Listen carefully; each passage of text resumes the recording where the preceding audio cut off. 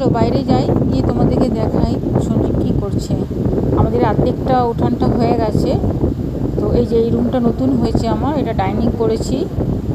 আর এই দিক দিয়ে এখানে একটা প্লাস্টিক পেতে রেখেছি যাতে উপর থেকে জলটা পড়ছে, শক্ত হয়েছে, কাঁচা আছে, যাতে করে মানে ভেঙে না যায়। আর এই আম গাছটা তোমাদেরকে দেখিয়েছিলাম, এই যে এর নিচটা দেখো এরকম গোল করে দিয়েছি, দেখতে কি সুন্দর লাগছে না।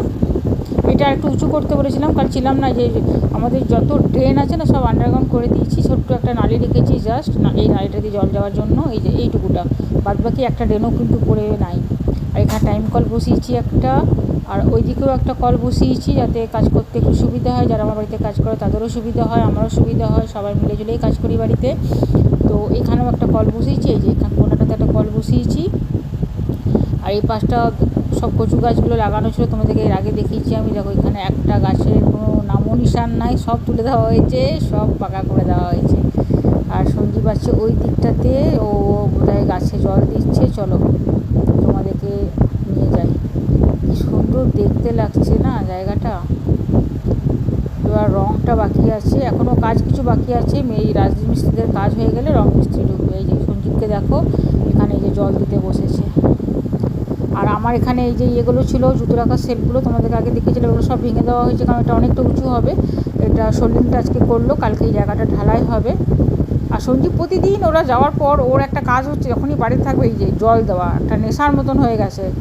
পুরো জল দিয়ে দিয়ে বালিটাকে নিচে বসাবে, নিচে বালি দেওয়া হয়েছে, তারপরে এই দিয়ে সোলিং করা হয়েছে। তো যত জল দেবে তত নাকি বালিটা বসে, সারাক্ষণ ও জল দিয়ে দিয়ে বেড়াবে। মোটর চালিয়ে রেখেছে, 1 ঘন্টা 1.5 ঘন্টা ধরে জল দেবে। আর আমার বাড়ির সামনের দিকটা, ওই দিকটা তো হবে, ওই দিকটা ইয়ে করে রেখেছে। এই যে এই পাশটা দেখো আমি যাতায়াত করি, তো এই পাশটা পুরো উঁচু হবে, অনেকটা উঁচু হবে। আর এটা আমি একটা ওই জাস্ট রুম করেছি, তোমার সার্ভেন্ট কোয়ার্টার করে রেখেছি যদি কেউ থাকে। তো এবার বাড়িটা পুরো ঘষে রং করতে হবে বাস। আর 2-3 দিনের রাজমিস্ত্রিদের কাজ আছে বললো, যা আমাকে বললো আজকে, তার মধ্যে কমপ্লিট করে দেবে। এই দিকটায় দেখো, এই দিকটা কালকে সোলিং হবে, ঠিক আছে। এটা আমার ফ্রন্টটা বাড়ি, আর এটা পুরো বাগানটা। কত গাছ ছিল এইখানটাতে, আমার কাঁঠাল গাছটা ছিল, তারপরে তোমার একটা গাছ লাগিয়েছিলাম, লিচু গাছ লাগিয়েছিলাম, কুমড়ো গাছটা ছিল, সব কাটা পড়েছে। এই যে দেখছো সব কাটা পড়ে গেছে। এখন অন্ধকার অন্ধকার হয়ে আসছে, তো মাঝে মাঝে এটা লাইটটা চলে যাচ্ছে।